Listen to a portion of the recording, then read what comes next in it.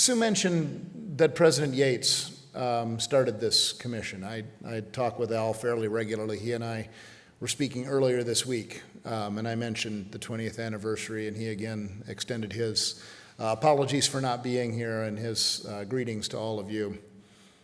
We were reminiscing, as we sometimes do, looking back to Al's the one who hired me in 2000 as a new vice president, and we were looking back and reminiscing about some of those times, and he was looking backwards as well to 2003 and 2004 and 1993 and 94 when his work got started around this area.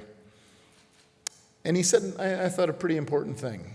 He made the comment that I wish we'd done more. And as we talked about that, it dawned on me that, if these things could be solved by presidential fiat, we would have solved them. Al didn't set up the committee to sit around and make recommendations. He set it up to make real change. But this takes more than hard work.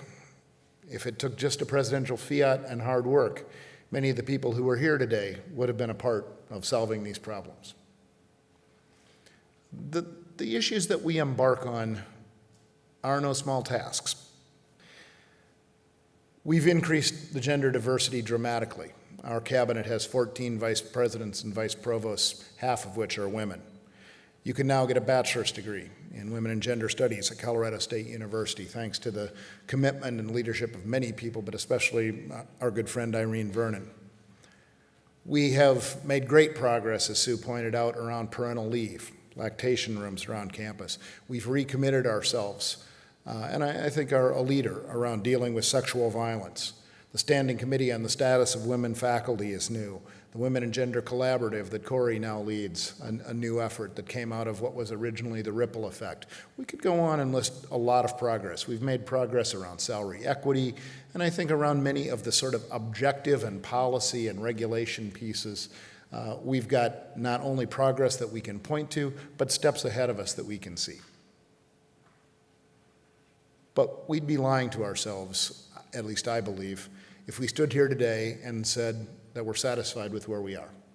Sue and I have talked about this before. In many ways, the conversations that were happening 20 years before the commission was formed and the conversations we're having 20 years after the commission's formation are distressingly similar. Let's go back to the year the commission was formed, 20 years after my mother was wearing those red, white, and blue bicentennial dresses. My youngest daughter was not quite a toddler at that point in time. 20 years later, the same discussions that were going on in this campus when Al set up the original commission, in many ways are still underway. But I think this is an important moment in time. I think we have made progress on some of the technical pieces. We've made progress on some of the regulatory pieces. We've got a lot more people involved. And where we find ourselves now is at the issue of cultural change, real, true cultural change. And we find that it is hard. It is messy, it's difficult, it's complicated, and if it was easy to do, this probably wouldn't have been one of the later pieces we've come to. But we recognize that it's also one of the most important things in front of us. And we know that now is a time to take this 20-year celebration and use it as a pivot point, to lean into this cultural change, to really make more of a difference. When Al and I were talking earlier this week, I left that conversation with the thought that I don't want to sit here 20 years from now or wherever I am and be conversing with whoever has the privilege of being in this office now and say, I wish we'd done more.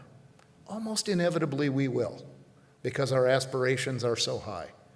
But we should at least look back on the time and know that we pushed everything we had into a topic that is so absolutely important.